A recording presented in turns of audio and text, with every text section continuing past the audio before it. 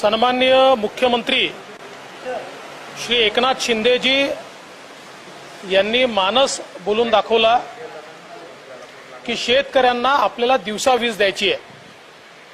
त्यासोबत परवा आम्ही गडचिरोलीला गेलो असताना त्याही ठिकाणी मुख्यमंत्र्यांकडे तक्रारी आल्या की पैसे न भरल्यामुळे काही गावांचे वीज कनेक्शन्स स्ट्रीट लाईटचे हे बंद करण्यात आले आहेत। या संदर्भातच आज आम्ही बैठक घेतली। 2018 साली आपण एक मुख्यमंत्री सौर वाहिनी योजना, कृषी वाहिनी योजना सुरू केली होती, ज्यामध्ये जे काही आपले ॲग्रिकल्चर फीडर आहेत हे फीडर डिस्ट्रीब्युटेड सोलरवर टाकायचे, जेणेकरून त्या ठिकाणी दिवसा आपल्याला शेतकऱ्यांना वीज देता येईल।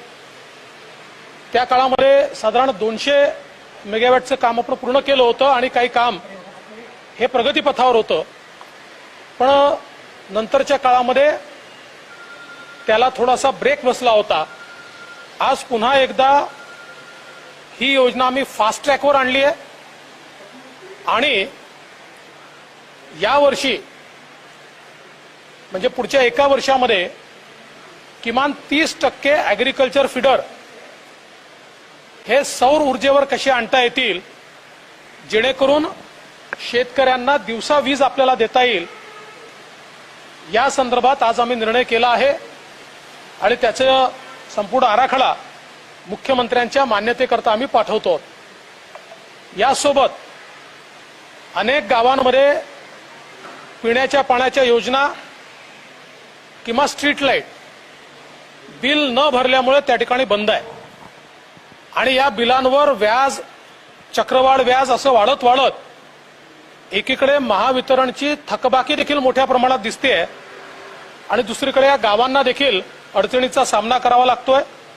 आणि म्हणून या संदर्भात आता जुनी सगळी थकबाकी ही वन टाइम सेटलमेंट सारखी महावितरण आणि राज्य सरकारने या ठिकाणी त्याचा निर्णय करावा आणि मग राज्य सरकारने ती थकबाकी भरावी आणि प्रॉस्पेक्टिव्हली ग्रामपंचायतीने त्या संदर्भात जी काही राज्य सरकार मदत करेल त्या मदतीतून ही बिलं भरावी आणि सगळ्या योजना या तात्काळ सुरू कराव्यात।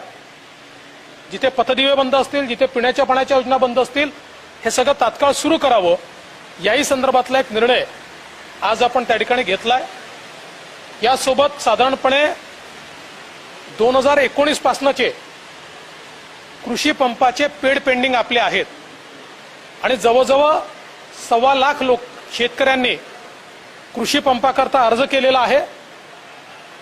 त्या सगळ्यांना केंद्र सरकारची कुसुम योजना आणि राज्य सरकारची योजना याच्या अंतर्गत ज्या ज्या ठिकाणी फिजिबल आहे त्या त्या ठिकाणी या सगळ्या पेड पेंडिंगला आपण प्रयत्न करून पुढच्या 6 महिन्यामध्ये सोलर पंप्स देऊन आणि त्यांची डिमांड पूर्ण करावी, याही संदर्भातली योजना ही तयार करून मुख्यमंत्र्यांकडे सादर करण्याचे निर्देश या ठिकाणी मी दिलेले आहेत। आणि यासोबत आपल्या ज्या उपसा सिंचन योजना आहेत, या उपसा सिंचन योजना त्या ठिकाणी आपला जो जमीनही आहे, जागाही आहे, त्यामुळे या उपसा सिंचन योजना सोलरवर कशा टाकता येतील आणि त्यातनं एकीकडे इलेक्ट्रिसिटीची बचत होईल, दुसरीकडे आज आपण खूप मोठ्या प्रमाणात त्यात सबसिडी देतो। 7 रुपयाला वीज पडते आणि आपण 1 रुपया 30 पैसे हे त्या ठिकाणी वसूल करतो आणि आपण जर सोलर वीज तयार केली तर ती 3 रुपये 20 पैशांनी आपल्याला पडेल, म्हणजे साधारणपणे 3.5 पावणे 4 रुपये किंवा 4 रुपयाचा ची बचत आपल्याला त्यात करता येईल। तर त्याही संदर्भात त्या जागा आयडेंटिफाय करून, तशा योजना आयडेंटिफाय करून त्याही संदर्भातलं प्रपोजल जे आहे हे तयार करण्यास सांगण्यात आलेलं आहे।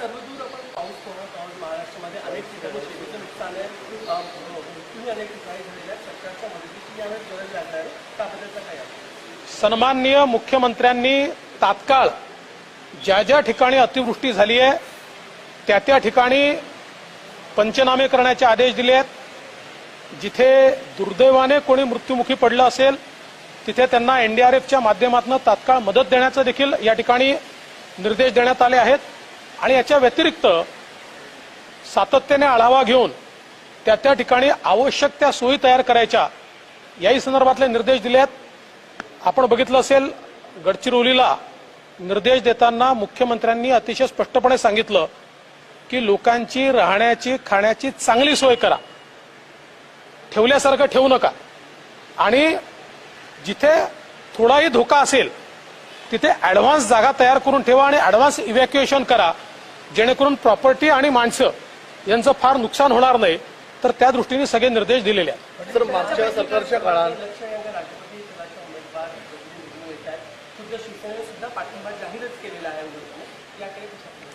असं आहे की राष्ट्रपती पदाच्या उमेदवार श्रीमती द्रौपदी मुर्मूजी यांची उमेदवारी देशभरामध्ये स्वीकारली गेली आहे आणि राष्ट्रपतीचं इलेक्शन हे काही पार्टी लाईनवर नसतं। राष्ट्रपतीच्या इलेक्शनला व्हीप देखील नसतो। राष्ट्रपती हे सगळ्यांचे असतात। ठीक आहे की कुठली तरी कोणीतरी त्यांना स्पॉन्सर करतात, तसं यांना एनडीएने स्पॉन्सर केलंय, पण नॉन एनडीए अनेक सरकारांनी किंवा अनेक पक्षांनी त्यांना समर्थन दिलंय। त्यामुळे शिवसेनेने समर्थन दिलं असेल तर त्याचा आम्हाला आनंद आहे। माझं तर मत असं आहे की साधारणतः श्रीमती द्रौपदी मुर्मूजी यांच्यासारख्या उमेदवाराची निवड ही त्या ठिकाणी बिनविरोध झाली असती तरी चांगलं झालं असतं, पण आता निवडणुका आहेत तर सर्वांनीच त्यांना त्या ठिकाणी पाठिंबा द्यावा अशी आमची अपेक्षा आहे। मंत्रिमंडळाचा विस्तार कधी अपेक्षित आहे? मंत्रिमंडळाच्या विस्ताराची तारीख ठरली की सगळ्यात पहिले तुम्हाला कळवून देऊ। साधारणतः कधी होऊ शकतो सर? देखिए हमारे माननीय मुख्यमंत्री जी ने ये मंशा व्यक्त की थी कि आज किसानों को रात में जो बिजली मिलती है, रात में खेती किसानी करना आसान नहीं होता, उनको दिन में बिजली मिलनी चाहिए। इसलिए हमने एक मुख्यमंत्री सौर कृषि वाहिनी योजना तैयार की है, जिसके तहत एग्रीकल्चर फीडर को सोलर पर लाने का काम हम कर रहे हैं, जिसके कारण महावितरण के पैसे भी बचेंगे और किसानों को दिन में बिजली मिलेगी। इसका एक पायलट प्रोजेक्ट हमने 2018-2019 में किया था, वो सक्सेसफुल हुआ था। अब उसको फास्ट ट्रैक करके अगले 1 साल में 30% हम लोग जो हमारे एग्री फीडर है उसको सोलार पर कैसे लाए, इसका प्रयास हम लोग कर रहे हैं। इसके साथ साथ जो लिफ्ट इरिगेशन हमारी स्कीम्स होती है उसको सोलार पर कैसे लाया जाए, इसका प्रयास हम लोग कर रहे हैं। साथ ही में जो ग्राम पंचायतें हैं जहां पर बिजली का बिल न भरने से या तो स्ट्रीट लाइट कटे हैं या पानी का कनेक्शन कटा है, उनकी जो पुरानी जितनी उनके पैसा बकाया है वो सारा का सारा बकाया सरकार की ओर से भरे और प्रोस्पेक्टिवली उनको मदद करके उनका बिल ठीक से भरा जाए, इस दृष्टि से योजना तैयार करने को भी आज हमने आदेशित किया है। और इसके साथ साथ हम लोगों ने कई अलग अलग चीजों पर, जो हमारी इलेक्ट्रिसिटी विभाग है उससे कई अलग अलग चीजों के ऊपर हम लोगों ने उसका मुआयना किया।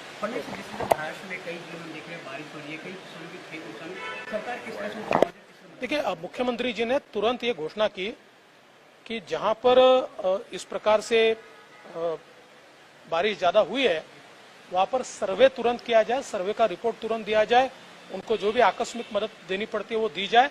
साथ साथ अगर कई दुर्दैव से मृत्यु हुई है तो उन लोगों को जो मुआवजा देना पड़ता है वो मुआवजा तुरंत दिया जाए।